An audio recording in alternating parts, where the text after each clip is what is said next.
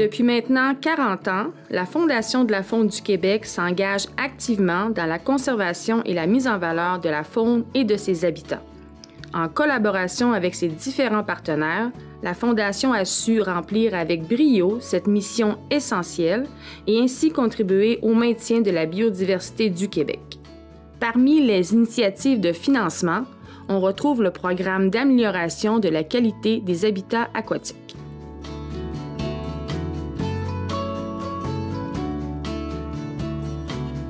Le programme d'amélioration de la qualité des habitats aquatiques, qu'on appelle communément AQUA, sert dans le fond à financer des projets qui permettent de protéger ou d'améliorer les habitats fauniques pour des espèces qui sont pêchées au Québec, donc des espèces de poissons qui font l'objet de pêche sportive. On parle de l'ombre de fontaine, on parle du doré, on parle de la perche chaude, etc. Puis, le programme permet de financer différents types de projets. On peut faire, premièrement, une étude ou poser un diagnostic sur ce qui se passe sur un lac, par exemple, savoir quelles sont les problématiques, qu'est-ce qui devrait être fait par la suite pour améliorer la situation ou juste la conserver. Puis, on peut financer ensuite des projets d'aménagement, d'amélioration des habitats. On travaille avec le ministère de l'Environnement, de la lutte contre les changements climatiques, de la faune et des parcs depuis le tout début avec le programme AQUA. Ils nous servent de spécialistes en région, en fait, parce que lorsqu'on reçoit des demandes, on leur envoie les projets qu'on reçoit, puis eux nous fournissent un avis faunique qui contient, en fait, des informations supplémentaires sur le projet, des priorités régionales, des choses que le promoteur devrait penser à faire dans son projet. Fait que ça nous sert d'informations, sont un peu nos yeux dans les régions, que nous, on peut pas être partout.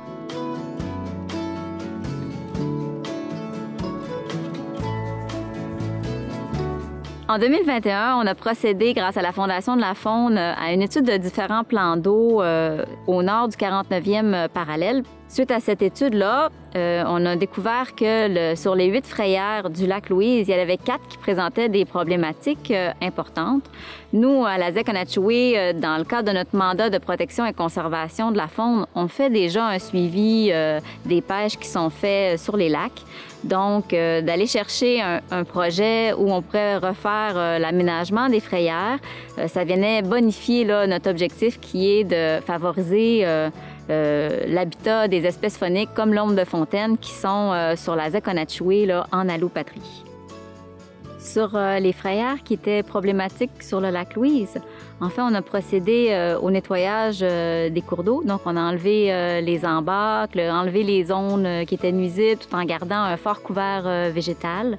On a aussi enlevé les barrages de castors qui étaient inactifs. Le but de toutes ces actions-là, c'est de favoriser le libre passage du poisson. Par la suite, il y a du gravier, là, 2 semaines après, qui a été ajouté dans les frayères. Et puis, sur les 4 frayères qu'on a fait, il y en avait 2 qui présentaient des problématiques qui avaient besoin d'une attention encore plus particulière. Donc, on a déposé une 2e phase de projet pour pouvoir aménager des seuils sur ces frayères-là, puis rajouter du gravier sur des plus longues proportions. Au final, les actions qui ont été apportées ont permis de restaurer les profondeurs d'eau, puis de corriger la dynamique hydrologique des différents cours d'eau, des différentes frayères là, pour favoriser le passage puis la montée du poisson. La Fondation de la faune a vraiment été un allié pour nous dans ce projet. On a pu bénéficier de leur expertise pour voir se concrétiser les différents projets qu'on voulait effectuer sur la ZEC-Onatchoué. Ils nous ont offert une belle écoute puis une belle latitude pour réaliser notre projet. Ils ont vraiment été à l'écoute de notre réalité terrain. C'est vraiment ce qu'on a apprécié. Personnellement, j'ai surtout apprécié la confiance qu'ils nous ont octroyée à notre organisation là, pour l'organisation puis la gestion des projets qu'on a effectués avec eux.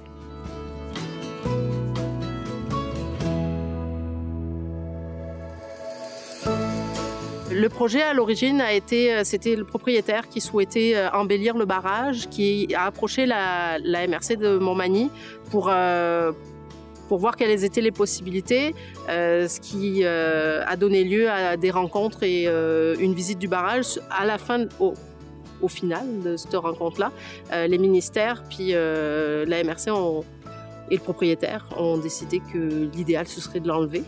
Donc, on s'est lancé dans un projet de suppression de cet ouvrage pour améliorer le milieu naturel.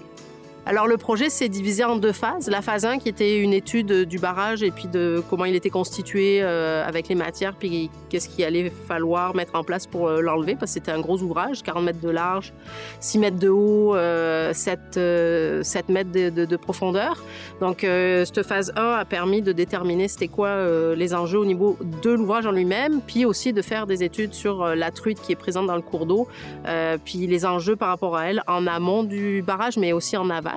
Et la phase 2 qui est du projet, ça a été la destruction du barrage pour lequel on l'a enlevé et le réaménagement des berges et du cours d'eau pour que justement on ait un passage pour la faune, la flore qui soit adéquate et que toutes la partie sédimentaire qui est en amont ne se déverse pas d'un coup sur la partie aval.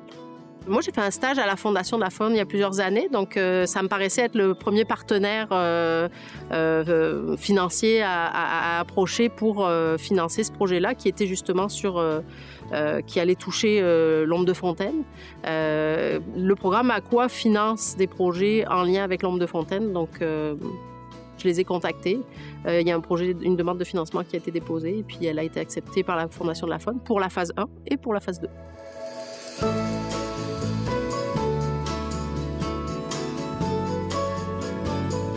La frayère de la rivière au Pin à Boucherville a été identifiée dans les années 70 comme étant l'une des frayères avec le potentiel le plus élevé dans le fleuve Saint-Laurent, dans le tronçon entre Montréal et le lac Saint-Pierre.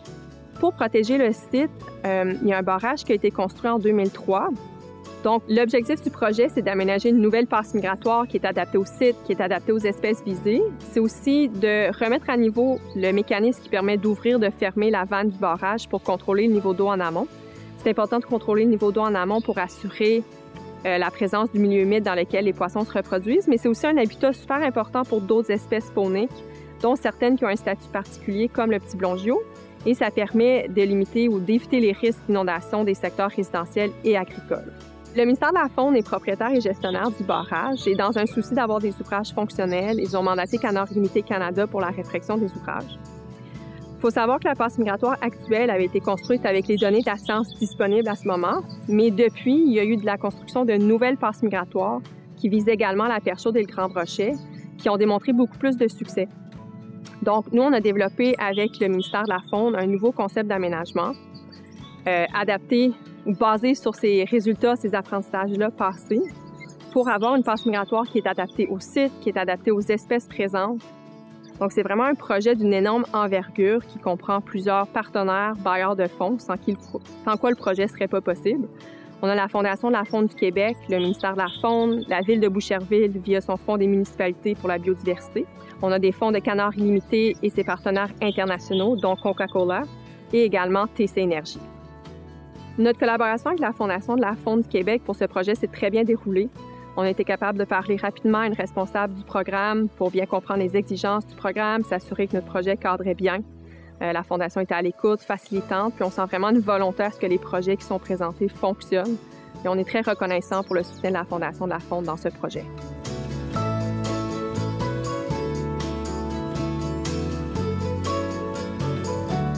Le programme Aqua a un bel avenir, je pense bien, parce qu'il y a comme une concertation puis un effort collectif des ministères, des différents organismes sur le terrain, de notre part aussi, pour travailler sur les espèces pêchées au Québec et aussi beaucoup sur l'ombre de fontaine. Fait que je pense que tous ces acteurs-là qui se mobilisent pour cette espèce-là, c'est une bonne nouvelle. Puis j'invite les gens à aller sur notre site Internet pour voir le programme Aqua, pour avoir plus d'informations et aussi à nous appeler, à communiquer avec nous s'ils ont des idées de projets, s'ils veulent se faire aider, ils ont des questions, on est toujours disponible pour les aider à mieux préparer leurs projets et mieux préparer leurs futures demandes.